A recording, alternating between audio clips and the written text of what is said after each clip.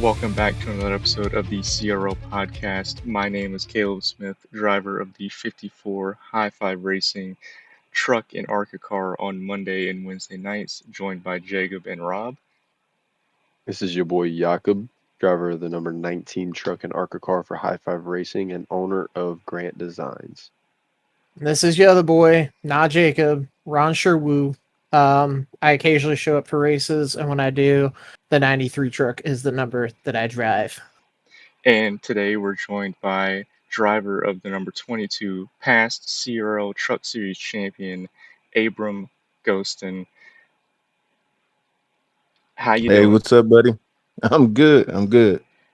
I drive that 22 Ghost Athletic trucks and ARCA 22 also. Well, we are super excited to have you onto the podcast today. Um, just how has your time with CRL been, and how did you find the league? That's a good question. I was thinking about it. I got an iRacing in 2020 like everybody else, I guess. A big group came in kind of during COVID, and I was racing for a while, and then I heard about league races, and I really don't know how I kind of stumbled onto CRL. I tried a couple other leagues, and at the time Fred was running it, and he was just doing such a good job. It just stuck with me. The respect that the drivers had and how it was kind of growing, and I just fell in love with it. So I've kind of been with it for a while, um, and obviously it's a whole nother beast now. Yeah, you have 106 starts in the CRL. You have 11 more than me, which I didn't know that we started that close together. That's a season difference, and it's been a blast having you. I mean, obviously you're a High Five Racing teammate. You're the title sponsor of the league and for the Truck Series, and you're an associate sponsor for the ARCA Series. And just walk through me how that process is and how that goes, and what led you to being or wanting to be a sponsor for the league? Well, I think it was the second season that Chris had took over, and it was postseason. We were kind of talking about how we could grow the league, how we could get more consistent drivers. And I just came up with the thought that, man, if we gave trophies, if we started doing things to put something on these races, not just we're at California this week, but have a named race, have Joe was already broadcasting, or maybe I don't know, do you guys remember, weren't we with someone else at the time that was broadcasting? I don't remember when we made that switch. I think it's always no, because Tony Trespasso, RIP. Um, Oh I think wow. him and somebody else were Yeah, broadcasting, yeah, so it was just, it was just me and and then after Chris. that, Joe had stepped in. Yeah, we were just talking about how he was kind of picking my brain of what I thought, and I said, "Hey, man, I'm willing to donate to it to make it better because you've taken what Fred has, really put his foot in and done a great job with, and you're continuing it, and you're honestly extending what's already happening, the accountability, the communication." He was just being so consistent with it. I was like, what do you think about, maybe we do a sponsorship, and we start looking at making teams, and, we were just kind of brainstorming, just talking it up. And then as we kind of got in depth with that conversation, I told him I'd take the first year and I'll actually sponsor. And so that's kind of how it started. I enjoy racing with you guys. It's fun. I'm obviously, you know, about your daddy's age. Um, but so me and Chris, again, we get along good, kind of cut from the same cloth, and it was kind of cool. I just said, hey, I'll step up and I'll sponsor, and then that led to another year, and I don't know if this is the third year, but hoping somebody else wants to jump in here and get involved too, because that's always the goal. It doesn't need to be the Ghost Athletic. It should be, other organizations stepping in to help push what we're doing. You know, to help get it out there to everybody. I Fellas, guess my next question would be, what else would you like to see the league do moving forward? Just especially when your sponsorship is attached to it. Is there something that you're hoping to be able to expand the league further and do, or are you pretty happy with where things are at currently? I, for me, I'm super excited about how it is. I think we have such amazing drivers in here. Uh, I mean, the year I won the championship, it was a total different series at the time, and so right now the experience, the driver's ability is just it's amazing. We still have our moments, but for the most part, the respect is really still there. We get some ins and outs and some issues like any series would have. But for me, I love where we're at. I'm into the growing of the ARCA series. I think that's the key. Me and Chris talked about. I said, "Hey, man, as we grow, the truck series is the top. It would be nice to, if you're not good enough to make the truck series, you don't make it. And if I'm one of the ones that gets bumped, then I bump down to the ARCA series. Jacob, which you're doing a great job with. It's being run the same exact way, and so it's just about like having a few leagues. Right now we have the two, which is what we talked about. But there's still room to have another. I don't know how much time you guys got on your hands to run it, but you kind of get the drivers with the abilities of drivers racing in the same race, same abilities together. I feel like when we first started the league, we had some really good drivers, and then we had some pretty bad drivers, and I think Chris doing enough, staying on people about the respect level of how you drive when your laps down, how you act. I caused a wreck yesterday. I have to say, my fault. Jacob in the ARCA series took you out, Caleb, but I had no idea someone was pushing us four wide. So again, Oh, and you that's didn't? at the I end of don't the. think you took me out because I went on to finish second. No, I took Caleb out, but that's your series, so I had to Oh, had to oh, oh, say it yeah, to you. yeah. But Yeah. no, I had no idea we were getting pushed four wide. But at the same time, that's at the end of the race, and it's kind of that's racing. The first lap, the top first 20, 25, 30% of the race, people doing that, it doesn't make sense to me. Or doing it for like 20th or 15th, 18th. You race hard, but still have some respect for other drivers. But I just wanted to apologize to all the guys that got crushed in that one. I literally had no idea someone put us four wide kind of. And so I was trying to run eight up the track a little bit to give me a better entry, but he had nowhere to go. So but just in general, I think the conversation that me and Chris had was about having another series for drive, because one day I may be in that other series because the way you guys are driving at the top of the field, who knows? So it's just about having a place to come every week to race with, light competition. And that's kind of where we're at right now, and I love it. Go ahead, Caleb. Well, I was just I was gonna move on, and I was gonna say we should start talking about the Monday night race for this Ghost Athletics CRL Truck Series, and how all of our races were. Um, let's say I Well, how about you? How about you start? How'd your race go, bud? well, quite frankly, it wasn't. Let me hang on. Let me go back a little bit. I don't generally race with no socks, but I was like, you know what?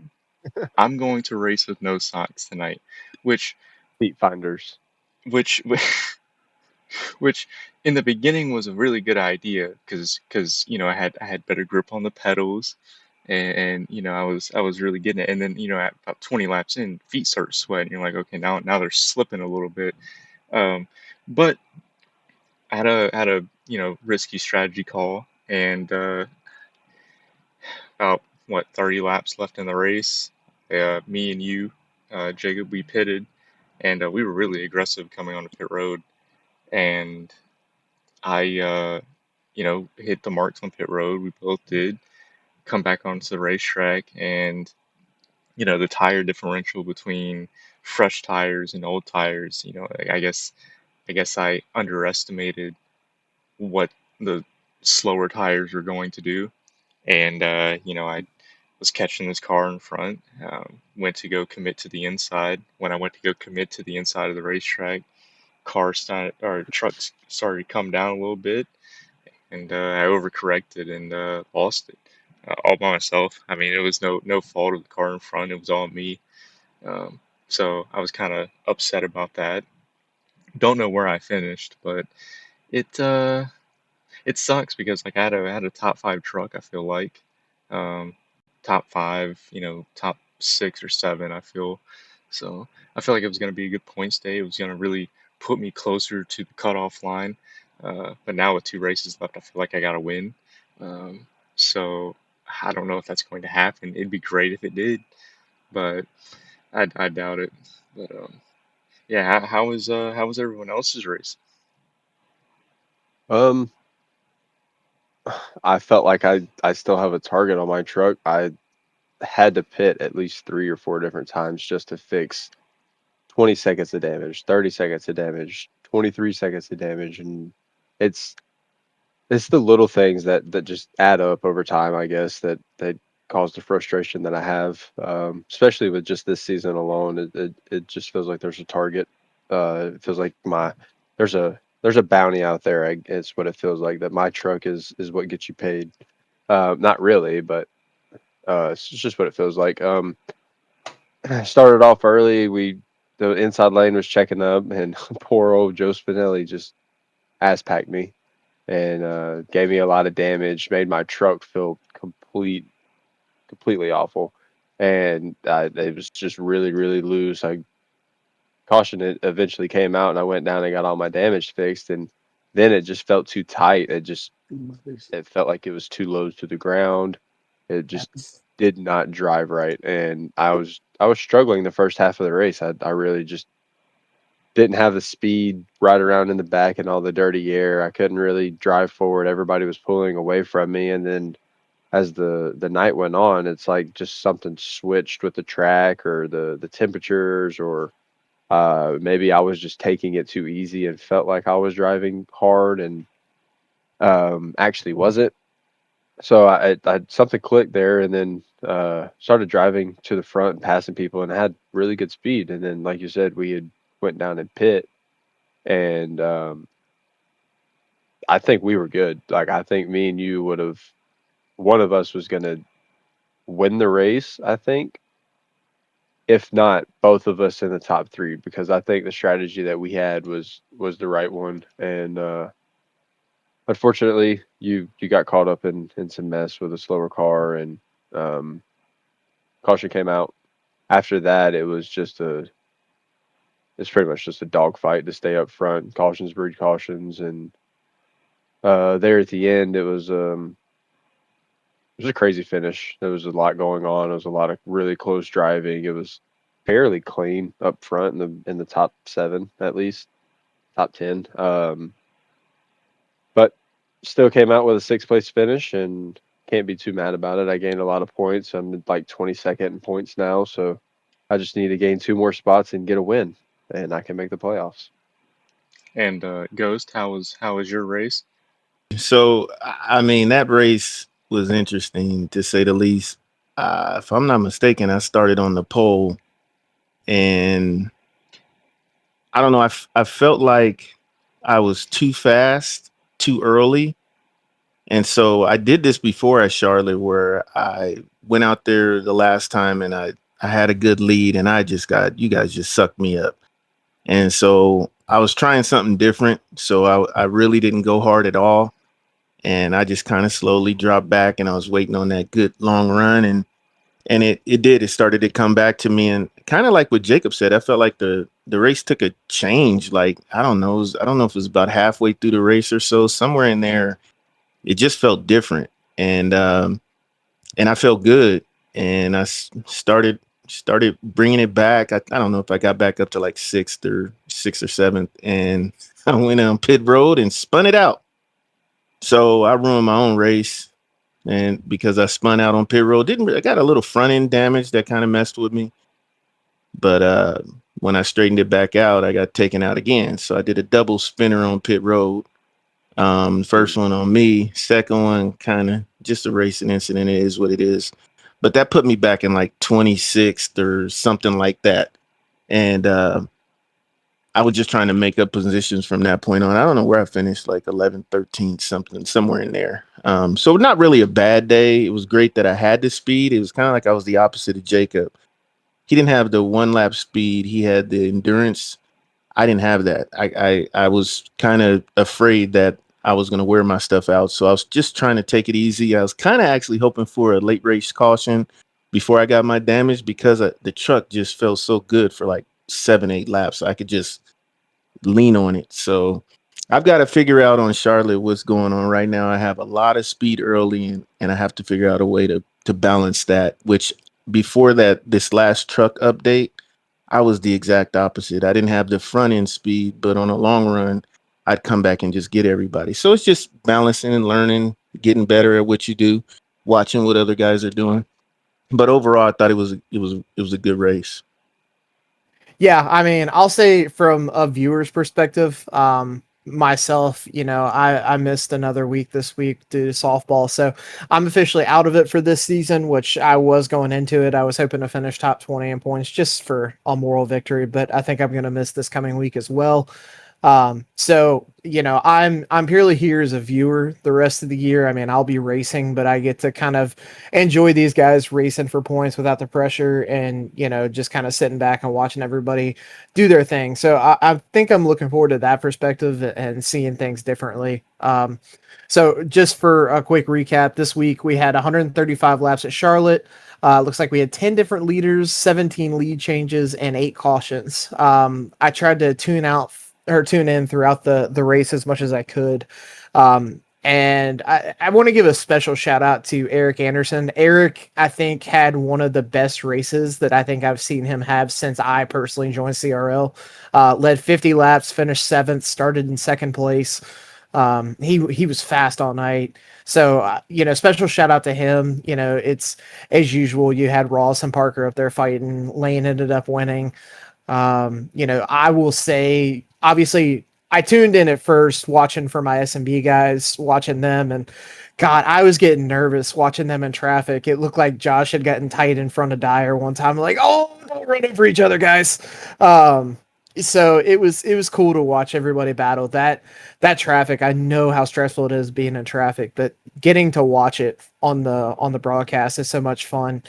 I think the cautions really kind of threw a wrench in things. I knew, it looked like Jacob, you might have been mired around like 15th, 16th, and then you, I think, had stayed out long and caught a caution, and it kind of leapfrogged you into the top five. And then some other wacky stuff happened. I think there was a caution in the middle of that cycle. So it was honestly a lot of fun just to kind of see everybody coming and going and just the different strategies play out. But yeah, congrats to Lane on the dub this week. He's back. I think that's what is that his second win of the season? Yep. Yeah, that's his second win of the He's season. So back. he and Ross both have 2 wins. Which it's kind of crazy because especially with the ass kicking that Parker Collins gave everybody last week at New Hampshire, myself included. Um, it's hard to believe he only has 1 win, 6 top 5s. So, I'm really intrigued to see the last 2 races. Caleb, I know you kind of touched on it, needing to win. Jacob, I know you're sitting 22nd in points. You're right around Oof. the top 20 cut. So I know you need a win too. And I mean, there's there's some good drivers that are below the cut line right now. You've got Eric, who we just touched on. Jeremy's right there. Seth is right on the cut line. Josh is right there. So it's gonna be a fun last couple weeks. Little last minute sprint to the finish here as we get to playoff time. Yeah, we got Las Vegas and Talladega coming up, so two tracks definitely. Uh, I feel like I could definitely get it done at both of those tracks. I'm fast at Vegas. I'm obviously High Five Racing's got the plate track stuff figured out, so I think we'll be fine there. We just got to stop biting our own our own tails and quit chasing our own tails around the track. So, um, but yeah, I feel like I can get it done. Yeah, and moving on to our Wednesday night, which would be last night for us when we're recording this, the Grant Designs CRL ARCA series at Kansas, which is a personal favorite of mine. Um, how Caleb, you took the pole. you I did take the poll, which I was shocked by. Like I knew I had the short run down. I always do. But I something about running the high line at Kansas. I mean, I was when we ran the Gen 6 car, I was good at Kansas. So I've just I've always had something for Kansas. But last night, yeah, I took the pole, which is I think my first pole since since I've come back Coming back. to Yep. racing. But yeah, I mean, last night was I led the opening 10, 11 laps, and I'd kind of got walked down, and then as the tires started to wear, because I was eating them up, really shredding them, I, uh, I started getting caught by this pack, and I just kept running into the wall. Had a moment where I bounced off the wall, almost got hooked by Bradley, that sent me into Ross. Um, Luckily, nobody wrecked. Um, and then, after that, I spent another run um, burning my tires up. And then towards the end of the race, I was like, all right, I'm going to finish second, or not second, seventh. And I'm okay with it. I'm perfectly fine with it. Then a caution comes out 5 laps to go, and Ghost, you talked about it earlier. I, there's really nothing that could have happened any differently, really. I mean, I, You, I would you have done the same thing. You're expecting to move up the racetrack and then, take the racing line into the corner, but I mean, really, everything well, it, happened so quick. So that's what I wanted to say. Not to cut the order there. I know we're supposed to go 1, 2, 3 or 1, 2, 3, Nah, 4, nah, no, nah. no, You're you're good. good. but it was I got this bump while I was on the inside on the little shoulder area, and my speed went from 179. I was watching it afterwards to 182 immediately. So it's like I got this good run. We're wide. We're not even really three wide. I'm catching the 8 car, and I'm expecting him to go up a little bit closer to. I think it was the 4. Who's the 4? Spouty or Smith? Um, I think it's The Simley. 4 car. Simley. That I think Yeah, it's yep. Simley. Is that? Yeah. So I'm expecting the 8 to get up there near the 4, and it was almost like I thought he was just trying to hold me down. So my thought was, man, I got this run. It's the last lap. I'm not letting this go. He gave me this big push. What I'm gonna slow down and get run over. And so, but it sounds like what looked like whoever the red O2 was kind of poking in there on his Jack outside. Bowden. So he couldn't go up any higher. And for me, I'm thinking, yo, you're not running me down the track on the last lap. So I was kind of trying to force him up, like get up there so I could enter. And unfortunately, that was a bad decision. And I apologize to everybody for that.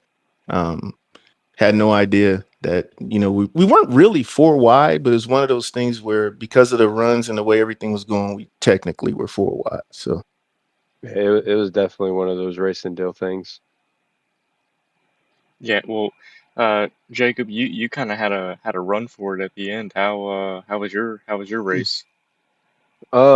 So in practice, I did like a 10 to 15 lap little sprint, and I could tell that the track was going to really eat your tires up if you didn't manage them and take care of them. And if you got in dirty air, you were going to get tight and basically drive up the track and hit whoever was on your outside. And so I made it a emphasis of not really tearing up my tires and letting people pass early. I think I let like a couple people go, and then after that, I kind of just got in position and just stayed where I was at and rode around.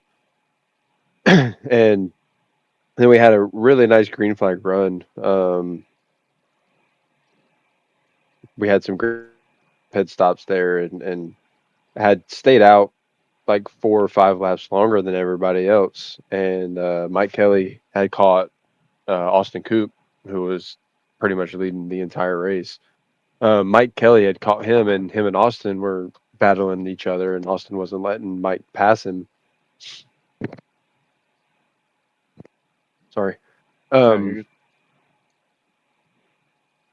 he wasn't letting Mike really pass him. He was making him work for it a lot harder than probably should have, and that allowed me to run them down. And I brought it in within a second, and I'm we're like 5 laps to go, and I'm sitting here thinking like these guys have been battling the shit out of each other. I have fresher tires. I'm gonna rip the fucking wall in 1 and 2, and then if I'm on their asses going into 3 and 4, I'm gonna send it. I'm gonna slide up in front of them and do it as clean as possible and try to block them and get them to push me, or at least get them to try to shoot back underneath me to where I can get the side draft and stay to their outsides, and then go to around the next quarter and take the lead from both of them and just drive off into the sunset. But we had a few drivers who did some knucklehead stuff. I'm gonna call it for now, and got into one another, and it should have been avoidable. It should have been avoided. Um, Said driver should have just went around other said driver multiple times, multiple laps before. Um, but we'll correct these things, and everybody will learn from it, and we'll get better as a league and um, as just drivers ourselves. The racecraft will be there, but caution came out, and I restarted fourth, I think, behind Seth. Seth had took 2 tires, so I knew he was going to be off pace a little bit, not too much. Was Had a really good start behind him. I was pushing him going into turn one. I was still basically pushing him around the track at that point, and then going into turn three, he kind of entered in like he was going to go high, but then he moved down just enough, and I entered in a little bit too high trying to get to his outside and ended up scraping the wall a little bit. And thanks, Evan Kinney, for not running me over there. But put me in a 3 wide situation coming to the white flag, and had a huge run going down the front stretch and didn't really have nowhere to go with it. Mike was on the inside and Seth was still in front of me. So I kind of just stayed behind Seth there and ran the top again and had such a huge run out of two. I feel like I could have got it done if I wouldn't have pushed Seth down the back stretch and tried to get him closer to get him to force a move. And uh, so ultimately, what I was trying to do there was push Seth up close enough to Austin for Seth to feel it was a good of enough run to dive to his inside, take his side draft away. I was going to rip the wall and we're like middle of the track, so I didn't lose too much time on entry to those guys and get a huge run off, and we were going to finish either 3 wide or I was going to blow their doors off, or it just wasn't going to work. But that didn't play out in my head or on track like it was in my head, and I turned down underneath Seth a little too late and sent it, and it actually stuck better than I thought it was going to. I gassed it back up and it stayed on the bottom. I started to push a little bit up the track into Austin's left rear, so I had made a business decision to jab the brake a little bit to not turn him coming off the corner because I don't race like that. I feel like I'm a very clean, respectful, hard racer, and just intentionally wrecking somebody like that is not in my tool bag anymore. We lost that tool a long time ago. So Anymore. um we um we finished second, and I'll take it. I am the points leader in the ARCA Series playoffs. So going into Watkins Glen with a 2 point lead over Seth. Yeah, and Nice. Rob, I don't know if you watched any of the race. Uh, to give a viewer's perspective of it? I did not. I've only heard certain things, but I did not watch it. Yeah, it's Tell me what you heard. yeah. What did you hear? I mean, I heard it was a shit show. Okay. There was some really Um, there were some really weird things going on in that race. There Yes. was Earlier. definitely things that shouldn't have happened that happened, and Yeah. we're gonna learn from them. I'm not gonna be what Chris would call me an asshole about it. I'm gonna do it cordially, and we're gonna fix these things, and we're I gonna think Chris appreciates continue that. to. And we're gonna He does. create a positive outcome out of it. Environment. Positive vibes only, brother. Yes. Exactly, brother. Well, I feel like we have touched on everything that we, for the Clean Racing League in this episode. Ghost, we appreciate you coming on to the podcast. Sparing some time talking to us. Um, generally, I I say thank you to Ghost Athletics, but I'm going to say thank you to you for sponsoring the series and your continued support for the series. Um, and we appreciate you very much, very much. So You're my favorite sponsor driver in this league. yeah, Thank you, I bud. say Jacob. Oh shit, Jacob's here. My bad. Yeah. What'd you say? Don't worry, Jacob. You're my favorite, dude. You're my favorite. Don't worry. Good. At least I'm somebody's favorite. Just one. No, I appreciate you guys having me. Honestly, I enjoy the league. I enjoy running with you guys. My wife knows how important it is for me not to miss my evenings. But it is really it's made my iRacing experience so much better. I don't know if I'd still be racing at all. I do the officials, you know me. I race whenever I can, but just racing with you guys, it's the real deal. I mean, I know it's a simulation and all that, but the way we build, the way we points race, Competitive. yeah, the competition, the respect, all that. It like you said, we have our hiccups, but overall, it's just so much fun running with you guys. Love that you guys had me on today. Look forward to being back maybe in a year or two. Yeah, well, we appreciate you coming on, and also thank you, Grant Designs. He's always here with us every single Ooh. podcast. So, Ooh. but we appreciate everyone that tuned into this episode. Um, and you can catch the CRL podcast every Friday at 10 a.m. On Spotify and YouTube.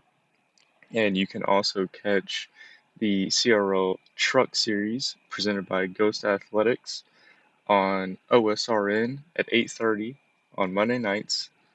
And then you can also catch the Grant Designs CRL Arc Series on OSRN at 8:30 p.m. Um, but we appreciate everyone that listens, and we will see everyone next time. Bye bye. Bye bye.